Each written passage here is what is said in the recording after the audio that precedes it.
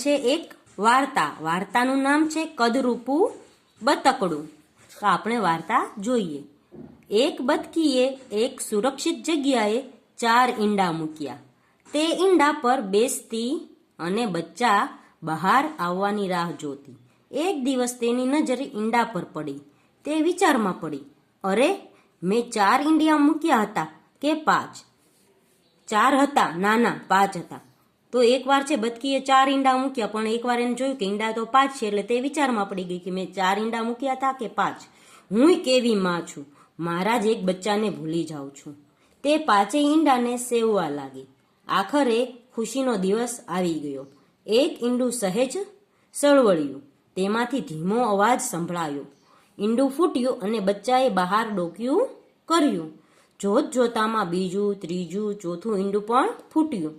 થોડી વારમાં 4 કલક કલક ગીત ગાવા લાગ્યા. તેણે 5મા ઈંડા તરફ જોયું. મારું આ બચ્ચું ક્યારે બહાર આવશે? આ ઈંડું થોડું મોટું લાગે છે. જરૂર આ ઈંડામાંથી મારું સૌથી સુંદર બચ્ચું બહાર આવશે.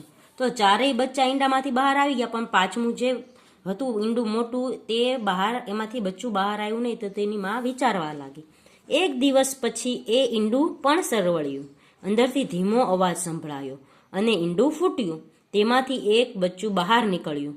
બતકીએ જેવું બચ્ચાને જોયું કે તેને થયું, અરે, આ બચ્ચું તો થોડું મોટું લાગે છે, થોડું રાખોડી પણ છે. આમ કેમ થયું હશે?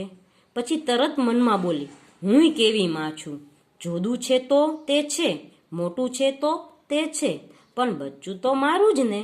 હું તેને પણ તરતા શીખવીશ. હવે બતક છે તે બધાને તરતા શીખવવાનું વિચારે છે. થોડા દિવસ પછી બતકી તેને પણ બીજા બચ્ચા સાથે તરવા લઈ ગઈ, પણ બાકીના બચ્ચા તેની મશ્કરી કરવા લાગ્યા. કોઈએ તેને ધક્કો માર્યો તો કોઈએ તેના પર ગંદુ પાણી ફેંક્યું. બધા કહેવા લાગ્યા, અરે, આવું બતક હોય? આ તો કદરૂપું બતકડું છે. કદરૂપું એટલે કે બહુ દેખાવડું નહીં, ને બહુ દેખાવડું હોય એને સુંદર કહેવાય, અને સુંદરનું વિરોધી છે કદરૂપું, એટલે કે દેખાવડું નહીં, બહુ જોવા જેવું નહીં. પછી તો બધાએ તેનું નામ કદરૂપું બતક પાડ્યું. આ બધા બચ્ચા કહેવા લાગ્યા, માં, અમે આ કદરૂપા બતક સાથે નહીં રમીએ, અમે તેની સાથે નહીં તરીએ. માતા બતકે એમને સમજાવ્યા, બચ્ચાઓ, તમારી જેમ આ પણ મારું જ સંતાન છે. તમે તેને આ રીતે છોડી દેશો તો કેમ ચાલશે? પણ કોઈ માન્યું નહીં. આ જોઈ બતકી ખૂબ દુઃખી થઈ. કદરૂપું બતક પણ ખૂબ દુઃખી થતું હતું. એક દિવસ તેણે ઘર છોડી ક્યાંક બીજે ચાલ્યા જવાનો નિર્ણય કર્યો. તે ગયું એક સરોવરથી બીજા સરોવર, અને બીજા સરોવરથી ત્રીજા સરોવર. ત્યાં એણે મરઘીનું ટોળું જોયું. તેણે કહ્યું, કેમ છો બધા? વૃદ્ધ મરઘી બોલી, તું કોણ? બતક બોલ્યું, હું બતકડું. તો 4 બતક છે તે તેને બોલાવતા નહોતા, એટલે બતક છે એ રીસાઈ ગયું, અને તે એક સરોવરથી બીજા સરોવર, બીજા સરોવરથી ત્રીજા સરોવરે ગયું. તો ત્યાં તેને એક મરઘીનું ટોળું જોયું, અને મરઘીએ તેને પૂછ્યું, તું કોણ છે? તો તેને કહ્યું, હું તો બતકડું છું. જુવાન મરઘો બોલ્યો, તું કોણ? બતક કહે, હું બતકડું. એકે કહ્યું, હે, તું બતકડું? તું બતકડું? પણ તું તો કેવું કદરૂપું છે. તું તો સાવ વિચિત્ર છે. તું તો સાવ બદસૂરત છે. બદસૂરત એટલે કે દેખાવા યોગ્ય નહીં. ચાલ, ભાગ અહીંથી.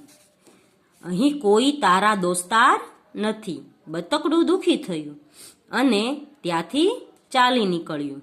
પછી તે જ્યાં જ્યાં ગયું અને તેણે જેને જેને કહ્યું કે હું બતકડું છું, તે બધાએ તેને કહે, હે બતક, આવું હોય? તું તો સાવ કદરૂપું છે, એવું કહ્યું. બતકડું સાવ નિરાશ થઈ જતું. હવે બતકડું છે બધે જાય છે, તો બધા એને કહે છે કે ભાઈ તું કાંઈ દેખાવડું નથી, તું તો કદરૂપો છો. એટલે બતક નિરાશ થઈ જાય છે. કોઈક આપણને છે તે આવું વાક્ય કહે તો આપણે પણ નિરાશ થઈએ. ભગવાને આપણને જેવા ઘડ્યા છે તેવા સુંદર છે. કોઈકને કાળા કરેલા છે, કોઈકને ધોળા, કોઈકને રાખોડી રંગના, બધાએ પોતપોતાનો જગ્યાએ સાચા જ છે. આપણે છે કોઈનું રૂપ રંગ ના જોવો જોઈએ, તેના ગુણો જોવા જોઈએ. પછી તે જંગલ પરથી ઉડ્યું, ખેતરો પરથી ઉડ્યું. અચાનક વાવાઝોડું શરૂ થયું. બતક સલામત સ્થળે આશરો શોધતું હતું. ત્યાં તેની નજર એક ઝૂંપડી પર પડી. તેણે ત્યાં રોકવાનો વિચાર કર્યો. ઝૂંપડીનો દરવાજો ખખડાવ્યો. અંદરથી એક ડોશીમાં બહાર આવ્યા. બતકે કહ્યું, દાદી, હું તમારે ત્યાં રહું? હું તમને મદદ કરીશ. ડોશીએ કહ્યું, તું મને શું મદદ કરી શકે? પણ હા, વાવાઝોડું શાંત થાય ત્યાં સુધી તું અહીં રહી શકે. 2-3 દિવસ પછી વાવાઝોડું શાંત થયું. બતકે ફરીથી ઉડવાનું શરૂ કર્યું અને પહોંચ્યું એક સુંદર સરોવર પાસે. ત્યાં કેટલાક હંસ પરિવારો રહેતા હતા. તેને થયું, અહીં મને કદાચ મારા નવા દોસ્તો મળશે. તે બીજા બચ્ચાઓ પાસે પહોંચી ગયું. વૃદ્ધ હંસે કહ્યું, અરે, તું ભૂલું પડી ગયેલું છે? આવ, હવે આપણે સાથે જ રહીશું. તો બતકડું છે તે બધેથી નિરાશ થઈ જાય છે અને અહીં સરોવર પાસે પહોંચે છે. તો સરોવર પાસે હંસનું પરિવાર જુએ છે. તો હંસનું પરિવાર તેને કહે છે કે ભાઈ, તું ભૂલું પડી ગયું છે, તો હવે તું અમારી સાથે રહેજે. ત્યારે બતક કહે છે, ના ના, હું તમારી સાથે નહીં રહું. હું તો બતકડું છું, એક કદરૂપું બતકડું. અહીંથી થોડા સરોવર દૂર મારો પરિવાર રહે છે. હું તમારી સાથે કેમ રહું? જુવાન હંસે કહ્યું, તું અહીં રહે, પણ કોઈને હેરાન કરવાના નહીં. બસ અમારી જેમ રહેવાનું. હવે આ બતક હંસોની જેમ હંસો સાથે રહેવા લાગ્યો. થોડા સમય પછી એક દિવસ તે સરોવર કાંઠે બેસી પાંખો ફવડાવતું હતું. ત્યાં એક હંસકન્યા આવી. તેણે કહ્યું, તું ખૂબ સુંદર છે, તું મારો મિત્ર બનીશ? બતકડું બોલ્યું, તું મારી મજાક કરે છે? બધા મને કદરૂપું બતકડું કહે છે. તેને પોતાની જાત પર શરમ આવી અને તેણે માથું નીચું કરી લીધું. હંસકન્યાએ કહ્યું, તું પાણીમાં તારું પ્રતિબિંબ ધ્યાનથી જો. તને ખબર પડશે કે આપણે બંને સરખા જ છીએ. હવે જે હંસકન્યા હતી, એટલે કે નાનું હંસ હતું, તેણે બતકડાને જોયું અને કહ્યું કે ભાઈ, તું તો બહુ સુંદર છે, મને તું બહુ જ ગમે છે, તું મારી જોડે મિત્રતા કરીશ? ત્યારે બતકડું કહે છે, હું ક્યાં બહુ સારું છું, હું તો કદરૂપું છું, તું ખોટી મારી મજાક ના ઉડાડ. તો આ હંસ કન્યા કહે છે કે ભાઈ, તું તારું પ્રતિબિંબ પાણીમાં જો, આપણે બંને છે તે એક સરખા જ લાગીએ છીએ. તેની નજર પાણીમાં પડી અને તેણે પોતાનું પ્રતિબિંબ ફરીથી જોયું. તે ખરેખર ખૂબ સુંદર હતું, પણ તે બતક જેવું લાગતું ન હતું. તે તો એક રાજહંસ હતો, એક સુંદર યુવાન રાજહંસ. હવે તેને સમજાયું કે તેને બધા કદરૂપું બતકડું કેમ કહેતા હતા. તેણે હંસકન્યાનો આભાર માન્યો અને તેની સાથે આકાશમાં ઊંચે ઉડી ગયો. તો બાળકો, અહીંયા આપણને જાણવા મળ્યું કે જ્યારે બતકે 4 ઈંડા મૂક્યા હતા, તો 5મું ઈંડું કંઈકથી આવી ગયું અને તે ઈંડું છે તે બતકનું નહોતું, પણ હંસનું હતું. પણ બધા તેને બતક સમજીને તેને આગળ વધારતા હતા અને કદરૂપું કહેતા હતા, પણ સાચે તો તે રાજહંસ હતું. તો આપણે છે તે કોઈ પણ માણસને આવી રીતે કોઈ પર અવગણના ન કરવી જોઈએ. આપણે છે તેના ગુણો જોવા જોઈએ, તેનું જે વર્તન છે તે જેવું જોવું જોઈએ, તેનું શરીર ને તેનું મુખ ના જોવું જોઈએ. એ આપણને આ વાર્તામાંથી જાણવા મળે છે. આપણે કોઈને મિત્ર બનાવવો હોય તો તેનું આપણે છે તે ભાવના જોવી જોઈએ, તેનું આચરણ જોવું જોઈએ, તે આપણી સાથે કેવી રીતે વર્તન કરે છે તે જોવું જોઈએ. તે મોટું છે, નાનું છે, કયા પરિવારનું છે, કયા ધર્મનું છે, એ ના જોવું જોઈએ. હવે આગળ છે બાળકો પ્રશ્નના જવાબો. તો પહેલો પ્રશ્ન છે, જો આ કદરૂપું બતકડું તમારી પાસે આવ્યું હોત તો તમે શું કર્યું હોત? તો આનો જવાબ છે, જો આ બતકડું આપણી પાસે આવ્યું હોત તો આપણે તેની સાથે મિત્રતા કરી હોત, તેની સાથે સારું વર્તન કર્યું હોત. બીજો પ્રશ્ન છે, જો તમે કદરૂપા બતકના ભાંડું હો તો તમે શું કરો? શું નહીં કરો. સોરી, અહીંયા એક અક્ષર છે તે દેખાતો ન હતો. તો જો આપણે તેના ભાંડું એટલે કે ભાઈ બહેનો હોત તો આપણે છે જેવું વર્તન તેના ભાંડુઓએ કર્યું હતું તેવું વર્તન ન કરેત. ત્રીજો પ્રશ્ન છે, તમને આ વાર્તામાં શું ગમ્યું અને શું ન ગમ્યું તે કહો.